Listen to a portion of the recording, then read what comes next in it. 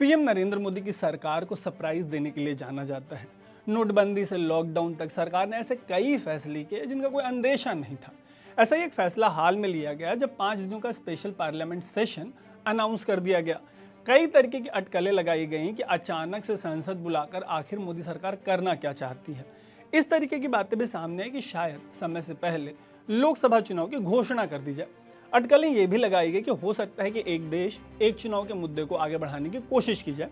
समय से पहले लोकसभा चुनाव की घोषणा होगी या नहीं ये तो 18 से 22 सितंबर के बीच होने वाले संसद के स्पेशल सेशन के दौरान पता चलेगा। लेकिन एक बात साफ हो गई कि सरकार एक देश एक चुनाव के एजेंडे को आगे बढ़ाने की तैयारी में है। इसके लिए एक कमेटी की घोषणा की गई है और न्यूज एजेंसी पीटीआई की एक रिपोर्ट के मुताबिक इस कमेटी के मुखिया होंगे फॉर्मर प्रेसिडेंट रामनाथ कोविंद। ये सब तो हो गई इस मुद्दे से जुड़ी जानकारी। अनकट के एनालिसिस में हम आपको बताएंगे कि एक देश एक चुनाव के कौन से फायदे और कौन से नुकसान गिनवाए जा रहे हैं। करते हैं एनालाइज, लेकिन सबसे पहले ऐसी ही स्टोरीज के लिए आप अनकट को फेसबुक, यूट्यूब और इंस्टाग्राम पे फॉलो और सब्सक्राइब जरूर कर लीजिएगा। मीडिया को लेकर हमेशा से शिकायत रहती है कि मीडिया में नेगेटिव ज़्यादा दिखाया जाता है और इसी वजह से इस स्टोरी में हम पहले वन नेशन वन इलेक्शन के पॉजिटिव एस्पेक्ट पर बात करेंगे। और सबसे पॉजिटिव एस्पेक्ट बताया जाता है खर्चा, जिसमें कमी आने की पॉसिबिलिटी बताई जा रही है। अगर सिर्फ 2019 के जनरल इलेक्शन की बात करें तो इलेक्शन कमीशन के एस्टिमेट के अकॉर्डिंग इसमें 10,000 करोड़ का खर्चा है।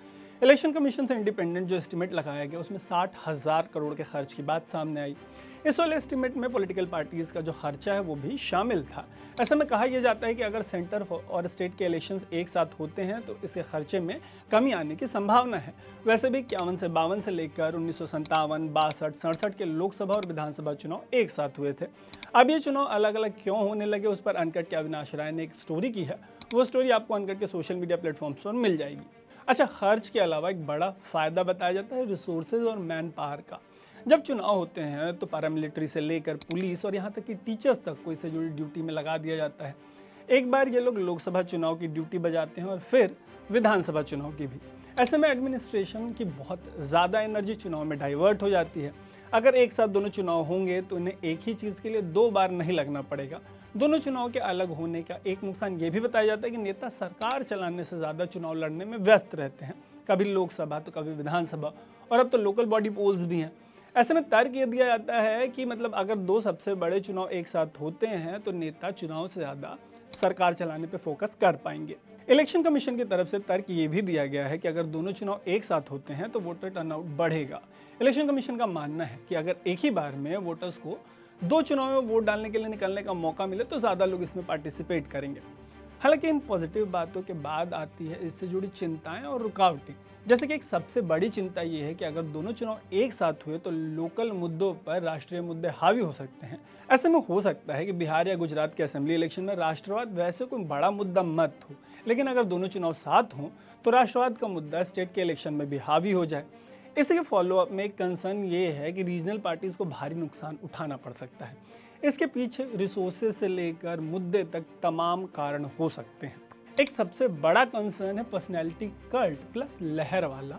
इस देश में 84 में जो चुनाव हुआ था, पूर्व पीएम इंदिरा गांधी की हत्या के बाद वाला चुनाव, उस चुनाव में ऐसी सिंपैथी वेव थी कि कांग्रेस को भारत के इतिहास में सबसे ज़्यादा सीटें मिली।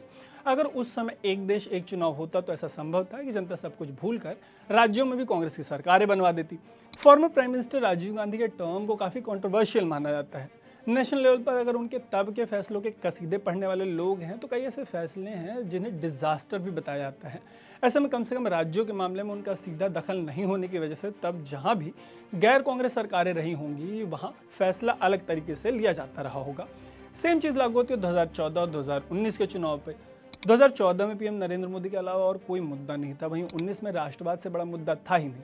ऐसे में इन तमाम उदाहरणों के जरिए ये कहने की कोशिश की जा रही है कि अगर वन नेशन वन इलेक्शन होता है तो पावर कंसंट्रेटेड हो जाएगी बहुत ज़्यादा। लहर होने की स्थिति में एक आदमी के पास बहुत ज़्यादा ताकत कंसंट्रेट हो जाने की आशंका तो है ही, ऐसे कंसर्न्स के अलावा कई हर्डल्स हैं। ऐसे सवाल हैं जिनके अभी तक साफ जवाब नहीं है, जैसे कि किसी राज्य में या केंद्र में बहुमत नहीं मिलने की स्थिति में क्या होगा। वैसे इससे जुड़ी लॉ कमीशन ने सिफारिशें दी हैं। देखने वाली बात होगी कि वन नेशन वन इलेक्शन के मसौदे में क्या निकल कर सामने आता है।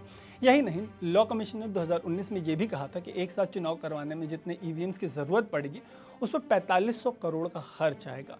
इनका इस्तेमाल भी सिर्फ 15 सालों तक किया जा सकता है। ऐसे में इसका कॉस्ट जो है वो एक बड़ा सिरदर्द हो सकता है। इन सब के अलावा अपने करंट फॉर्म में संविधान कॉन्स्टिट्यूशन एक देश एक चुनाव की इजाज़त नहीं देता। इसे लागू करने के लिए संविधान के 5 आर्टिकल्स के साथ साथ रिप्रेजेंटेशन ऑफ पीपल एक्ट 1951 को भी बदलना पड़ेगा। नेशनल और स्टेट लेवल पर जितनी रिकॉग्नाइज पार्टी हैं उनका अग्री करना ज़रूरी होगा। संविधान संशोधन के बाद इसे स्टेट असेंबलीज में भी ले जाना होगा। हंग असेंबली और समय से पहले सदन के भंग होने को लेकर क्या होगा ये देखने वाली बात होगी।